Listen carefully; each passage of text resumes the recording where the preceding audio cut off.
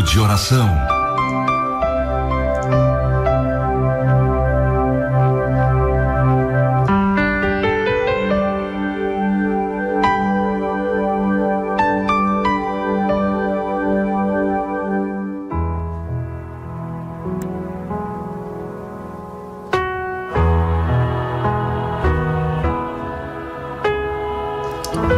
Queridos, vamos orar, mas antes quero deixar para sua meditação o salmo que já se tornou um texto áureo, Salmo 23, o salmo do pastor, que diz: o Senhor é o meu pastor, nada me faltará, deitar-me faz em verdes pastos,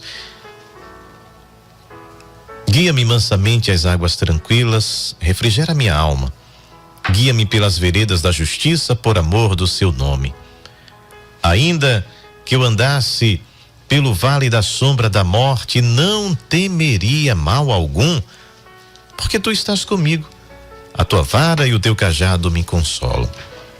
Preparas uma mesa perante mim na presença dos meus inimigos, unges a minha cabeça com óleo e o meu cálice transborda. Certamente que a bondade e a misericórdia me seguirão todos os dias da minha vida e habitarei na casa do Senhor por longos dias. Salmo 23. O salmo que é uma canção, né? Os salmos são o inário de Israel, mas não apenas palavras aleatórias ou um louvor que foi constituído por algum poeta, mas eles também são proféticos, messiânicos, trazem revelações. Os salmos, segundo o escritor Philip Yancey, ele diz que é como se você lesse a carta de alguém que ali estava escrevendo e você chegasse por detrás e começasse a observar, dada muitas vezes a intimidade desses autores com o Senhor, né? Mas o Salmo 23 é um salmo de Davi, do rei Davi, um musicista, criador de instrumentos, é um homem habilidoso nas guerras, é um homem que segundo o coração de Deus, que agrada a Deus, é um homem à frente do seu tempo, no entendimento e na compreensão desta relação, deste relacionamento do homem para com Deus, em relação a perdão, né? As pessoas eram muito metódicas em relação a esse processo da expiação, né? Do sacrificar. E Davi, ele já traz um entendimento muito à frente do seu tempo, quando ele diz que holocaustos e ofertas não quisestes, mas um coração contrito e quebrantado. Ele entende que primeiro o ofertante deveria oferecer-se a si mesmo, né? Ele tem entendimento de que todas aquelas práticas e rituais apontavam para algo muito maior que viria, muito poderoso que viria. Segundo alguns, o Salmo 23 foi escrito no contexto de perseguição. E alguns até vão dizer que, como Davi fugia da presença de Saul porque queria matá-lo, porque gestou em seu coração uma inveja mortal contra Davi e começa a persegui-lo. O defeito de Davi era ser bom e leal. O defeito de Davi era ser um guerreiro, um capitão, não sei, uma espécie de general no comando dos exércitos de Saul, e a batalha e vencia, voltava vitorioso.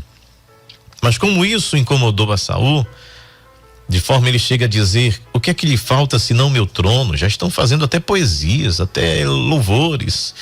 Saul matou os seus milhares e Davi os seus 10 milhares, então só falta o rei no trono. E o inimigo começa a colocar no coração deste homem ódio, uma ira iracunda contra Davi, e ele começa a persegui-lo. E alguns vão dizer que numa dessas perseguições, ou quando Davi estava fugindo, ele deve ter chegado em algum lugar onde aparentemente havia alimento para ele e para seus homens, porque porque cerca de 400 homens se aliaram a Davi quando ele estava na caverna de Adulão, e alimentar tantos homens assim precisava aí de uma logística, precisava de muita comida, principalmente homens, né? 400 homens, meu Deus. E diz que nessa região não havia alimentos, ou aquele lugar talvez até arborizado, mas que não tinha de fato nenhum alimento. E é nesse contexto, e claro, isso também é especulação, mas é interessante. E Davi, ele começa a escrever esta poesia, este louvor, no contexto de perseguição, no contexto de escassez, onde era primordial, essencial a alimentação desses homens. Eles estavam em constante deslocamento, em constante batalha, e precisavam alimentar-se. Você vê em outros casos em que eles comem dos pães da preposição, e que o próprio Jesus vai mencionar Davi e seus homens, dizendo: não leste o que fez Davi com os seus homens, que comeu do pão ou dos pães, e que não lhes era lícito comer. Ou seja, Davi tem uma consciência, uma interpretação tão à frente do seu tempo, que ele sabe que, para além do cerimonialismo, está a preservação da vida, é o entendimento deste homem segundo o coração de Deus. E sem nenhum receio, sem nenhum medo, ele come desses pães. E veja que isso é tão poderoso que Jesus recorre a essa história, dizendo: viste o que fez Davi com seus homens, que comeram dos pães que não lhes era lícito comer. Então, de fato, Davi era à frente do seu tempo. Davi tinha uma compreensão extraordinária da vida e desse relacionamento para com Deus. Veja que quando ele cometeu esse grande pecado de adultério e de homicídio, porque ele foi o mentor, e a poesia que ele escreve, que é o Salmo 51, ele primeiro vai a Deus. O oferecer sacrifícios fazia parte apenas do cerimonialismo, de uma expressão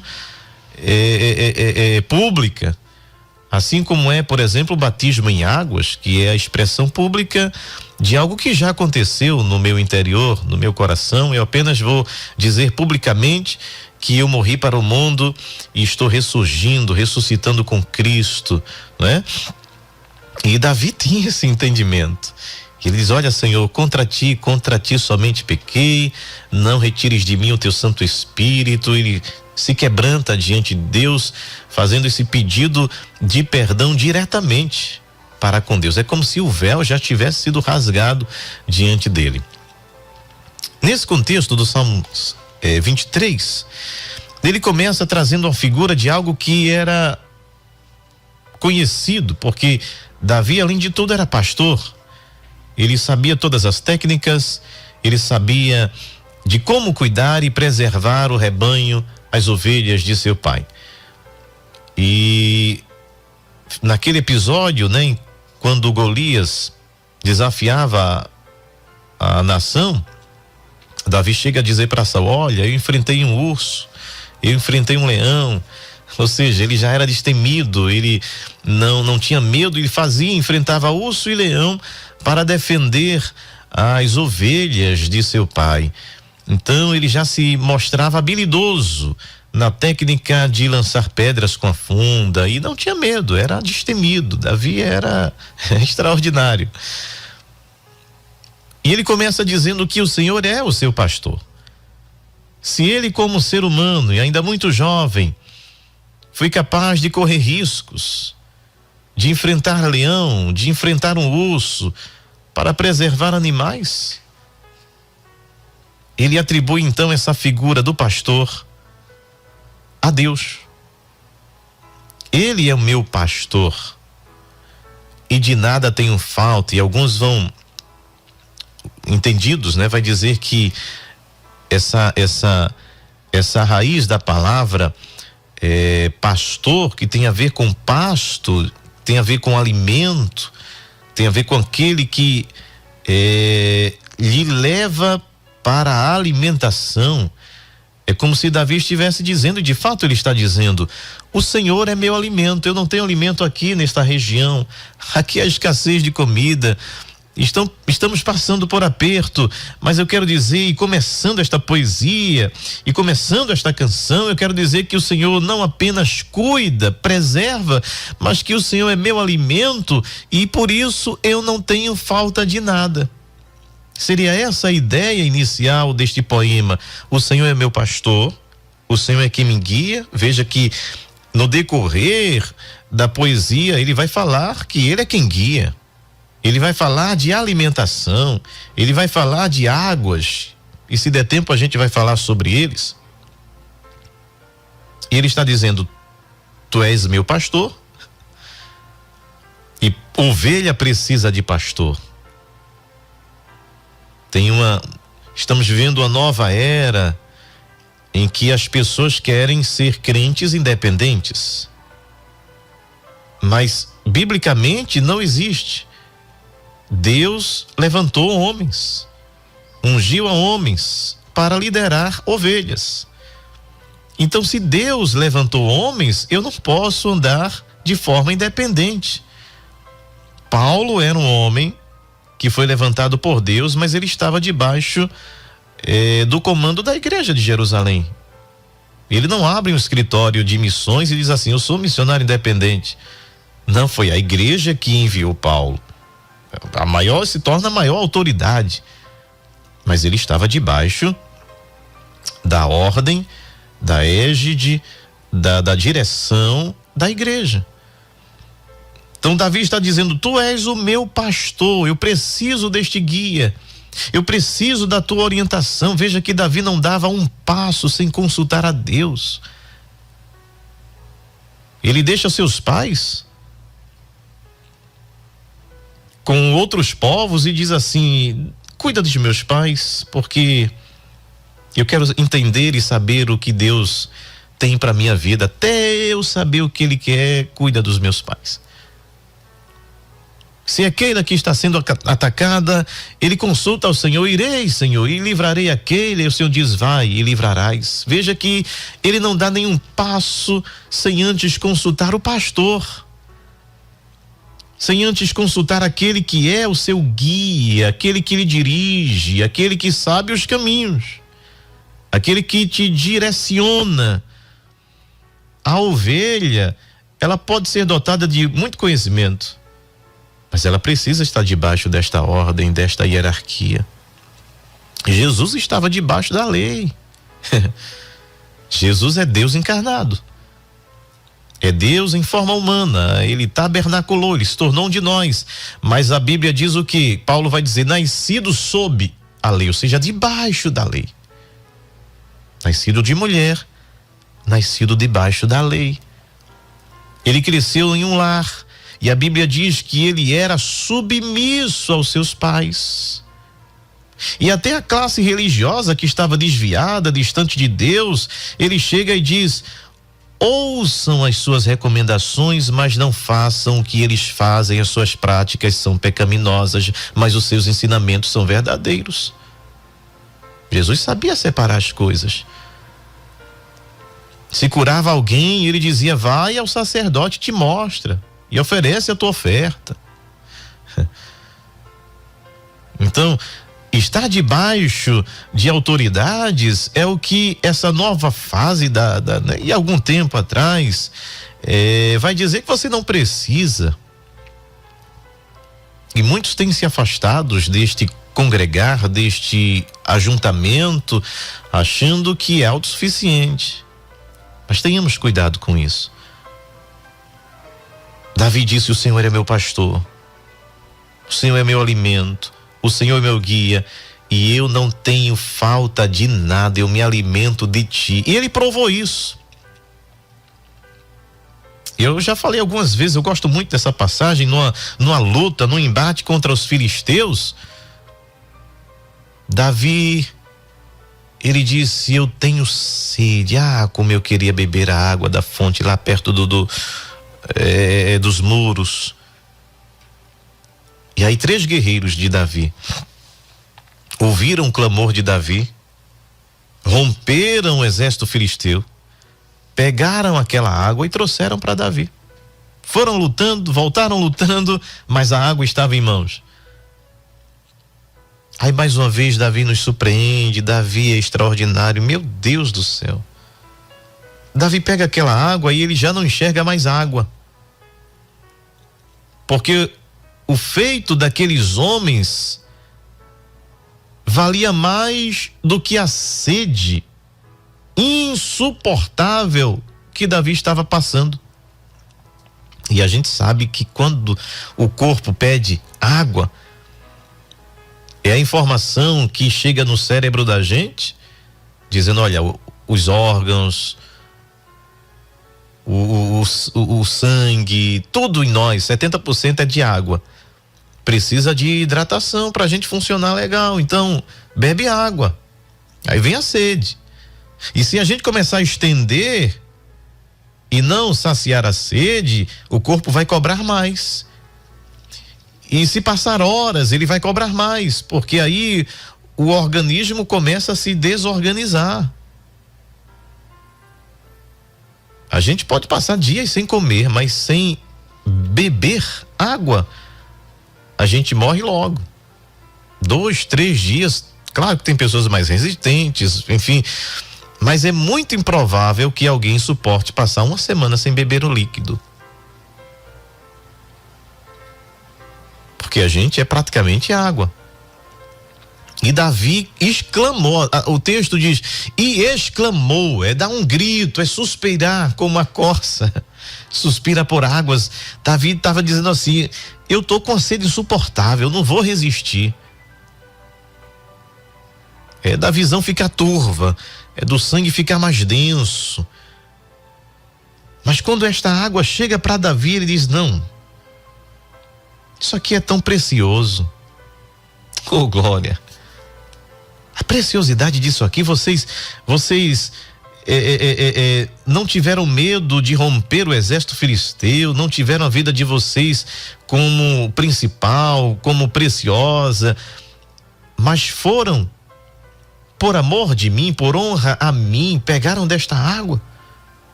Eu não mereço. E eu acho que o corpo de Davi dizendo, bebe, rapaz, tu tá morrendo de sede. Mas ele diz, agora essa água, ela toma uma outra dimensão, um outro significado. Ela não é mais H2O. Ela é tão preciosa que ela pode decidir se vivo ou se eu morro, se eu entro em colapso, se meus órgãos colapsam por falta de hidratação. E por ser tão preciosa neste momento, e de tanta valia, eu vou oferecer para Deus. Aí a gente reflete neste homem que poderia dizer, muito obrigado, meus soldados, meus guerreiros, muito obrigado porque vocês enfrentaram, vou colocar uma medalha no peito de vocês, vou dar honrarias a vocês, vou aumentar o salário de vocês. Não. Davi reconhece os feitos daqueles homens e diz, o que vocês trouxeram para mim é de uma preciosidade tão grande que eu vou dar para Deus, que eu não mereço. E a gente reflete nesta atitude de Davi, o que é que a gente está oferecendo para Deus? O que é valioso demais para mim que eu possa oferecer para Deus? Quando Jesus observa aqueles que no gasofilácio depositavam suas ofertas, e tinha gente que trazia muitas somas de dinheiro, e Jesus observa uma senhorinha que vem, coloca ali 2 moedinhas, e a pergunta para os discípulos é, quem mais depositou? Parece uma pergunta assim, sem muito sentido. Quem mais depositou foi quem mais depositou, foi quem mais deu. Aí Jesus, olha aquela senhorinha ali. Esta foi quem mais deu, mas foram 2 moedas, Senhor. Mas foi quem mais deu. Porque todos estes que passaram por aqui e deram grandes somas, deram do que não lhes ia fazer falta. Mas esta mulher, a riqueza dela, tudo o que ela tinha, todo o seu rendimento, toda a sua poupança, eram 2 moedas. E ela deu tudo o que tinha. Então, diante de Deus, esta oferta vale mais do que todas as outras ofertas somadas. Porque a expressão de gratidão, de louvor, foi total. O que é que a gente pode dar? O que Davi, essa é a pergunta de Davi. O que darei eu ao Senhor? Será que Deus quer ouro? Rainha Ageu 2:8 diz não. Porque eu vou dar o que já é dele? No máximo a gente devolve, mas dá. Que a ação de ofertar e de dizimar é devolver. E Davi diz: que darei eu ao Senhor por todos os benefícios que Ele me tem feito. Então não é o ouro, não é a prata, não é o diamante. Ele diz: eu vou pagar o preço. Eu vou nesta caminhada, eu posso sangrar, eu posso ser abatido até, mas eu tomarei o cálice da salvação. Davi é extraordinário. E voltando, aquela água tão preciosa, Davi pega e derrama na terra em oferta ao Senhor, dizendo: Senhor, estou com muita sede. Mas estes homens dedicaram a sua vida para trazer esta água para mim. E ela ganhou um significado muito maior. Recebe agora como oferta. Você tem dúvida que Deus recebeu, que Deus recebeu? É por isso que Davi é chamado de homem segundo o coração de Deus.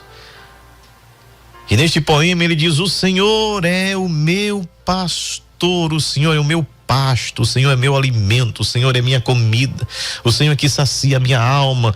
Embora eu tenha sede, embora eu tenha fome física, mas eu estou saciado. Davi estava com sede, mas para ele o culto, para ele o oferecer, veja que alguém ofereceu até um terreno para Davi, e Davi diz: ops, eu não quero nada para Deus que não me valha alguma coisa, que eu não tenha que pagar por isso, que eu não tenha que investir por isso. Davi era assim, ele tinha esse entendimento que para Deus vale tudo, até a sua própria vida. Porque este Deus é um pastor que cuida de nós. Este Deus é o Deus que alimenta a minha alma. É o Deus que nos momentos difíceis da minha vida Ele está comigo. É o Deus que, se eu tiver dinheiro, Ele está comigo, e se eu não tiver, Ele continua comigo. Se eu quiser estar com Ele, Ele não se importa com status, com fama, com glória alguma. Ele só quer saber se há um coração contrito e quebrantado. Ele só quer saber se há um coração que o ama de verdade. Ele só quer saber de alguém que tenha interesse nele e por ele, não pelo que ele pode oferecer.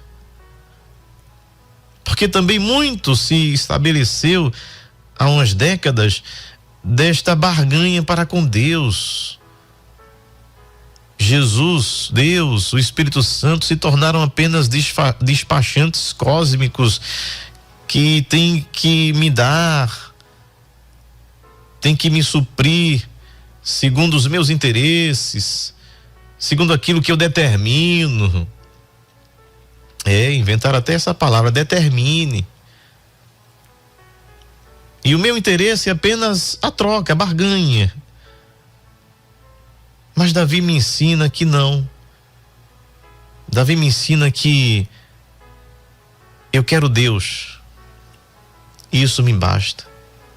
Se eu não tiver nada nesta vida, mas se eu tenho Deus, eu não preciso de mais nada, porque Ele é meu pastor. Ele é meu alimento. Ele é meu pasto. E de nada eu tenho falta. Às vezes, pelos anseios da vida, a gente quer tanta coisa e a gente esquece, muitas das vezes, que a gente só precisa de Deus. Veja que Davi olha para tudo que ele tinha, toda a riqueza que Deus proporcionou para ele, de um reinado muito próspero. Mas ele olha para tudo aquilo e diz: o que é que eu dou ao Senhor? E tudo que ele diz é: eu quero estar com Ele.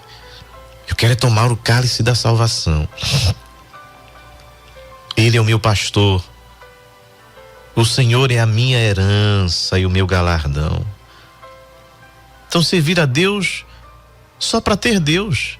Servir a Deus para ganhar Deus. Servir a Deus para ter comunhão com Deus. Seguir a Deus para ter afinidade, intimidade com Deus. Não seguir a Deus porque eu quero um carro, eu quero uma casa, eu quero um emprego. Tudo isso Ele pode dar, Ele quem enriquece, quem empobrece. Mas o meu coração deve buscar ao Senhor pelo Senhor. O Senhor é meu pastor e de nada tenho falta. Ou seja, eu não vou pedir nada. Eu já tenho tudo, eu já tenho Ele, eu já tenho sua companhia. E entenda, não estou dizendo que a gente não possa pedir. Jesus ensinou a pedir. Tudo que pedires em meu nome, pedir, dar-se-vos-á. Só que a gente aprendeu ao longo da vida, desde pequeno, a pedir. E a gente ensina, eu ensinei meus filhos: papai não tem dinheiro agora para comprar essa bicicleta, então pede a Deus. A gente ensina os nossos filhos sempre a pedir. Quer comprar tal coisa, papai não tem dinheiro, então pede para Deus. Então Deus passa a ser o balconista.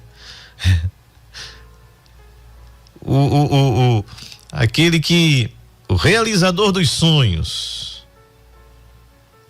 Isso é bom, não estou dizendo que é errado, que é pecado.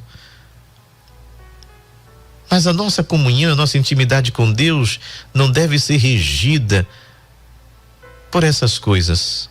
Eu devo buscar a Deus, eu devo orar para ter mais comunhão e intimidade com Ele, para ter um relacionamento mais íntimo com esse pastor, para ser cada dia mais próximo dele. Cada vez que eu me aproximo dele, eu vou vendo e me conhecendo, entendendo as minhas imperfeições, as minhas adulterações, o que eu posso corrigir, o que eu posso melhorar.